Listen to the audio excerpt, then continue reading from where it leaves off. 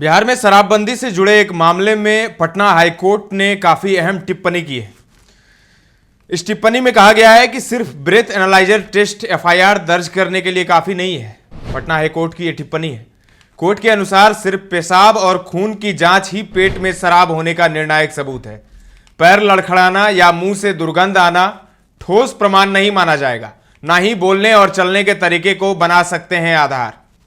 Patna high court ने एक पुराने केस में टिप्पणी की है कि अगर शराबबंदी कानून के तहत सिर्फ और सिर्फ ब्रेथ एनालाइजर टेस्ट के आधार पर कोई केस दर्ज की जाती है तो उसे वैध नहीं माना जाएगा, क्योंकि वह कोई ठोस प्रमाण नहीं है। हाईकोर्ट ने यह फैसला किशनगंज में पोस्टेड एक सरकारी कर्मचारी की याचिका पर दिया है। इस सरकारी कर्मचारी के घर आबकारी विभाग ने छापा मारा था, जहां उनका ब्रेथ एनालाइजर टेस्ट लिया गया, जिसकी रीडिंग 4.1 mg 100 ml थी। इसी आधार पर उनके खिलाफ केस दर्ज कर लिया गया था और विभागीय कार्रवाई के बाद उन्हें निलंबित कर दिया गया। तत्पश्चात इस मामले में हाईकोर्ट में याचिका दायर की गई थी। इस याचिका में सुप्रीम कोर्ट के एक बेहद पुराने फैसले का हवाला दिया गया।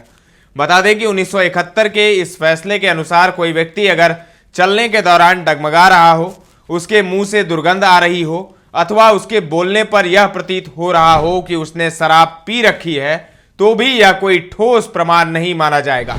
केवल ब्लड और यूरिन टेस्ट ही वास्तविक सबूत माने जाएंगे।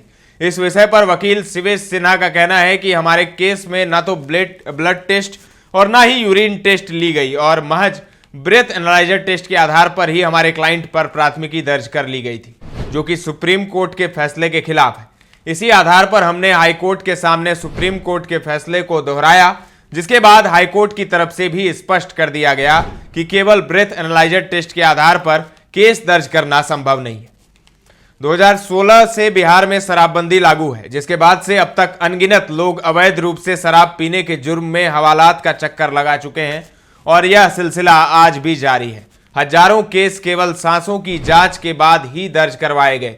उनमें ना तो खून की जांच हुई और ना ही पेशाब की, मगर चूंकि इस बारे में आम आदमी को ज्यादा जानकारी नहीं है, तो इनमें से कोई सुप्रीम कोर्ट के पुराने फैसले का हवाला देकर बचने में कामयाब नहीं हो सका। लेकिन किशनगंज के सरकारी कर्मचारी बच गए हैं। उन्होंने सुप्रीम कोर्ट के फैसले का हवाला दिया और हाईकोर्ट ने भी माना कि सिर्फ ब्रेथ एनालाइजर टेस्ट से शराब की पुष्टि नहीं हो सकती है। शराबी की पुष्टि सिर्फ उनके मुंह से दुर्गंध आने पर नहीं हो सकती है। फिलहाल के लिए इतना ही। आप इस पूरे मामले पर क्या सोचते हैं, कमेंट करके जरूर बताएं। ताजा तरीन खबरों का सिलसिला लगातार जारी है। देखते रहें दर्श न्यूज।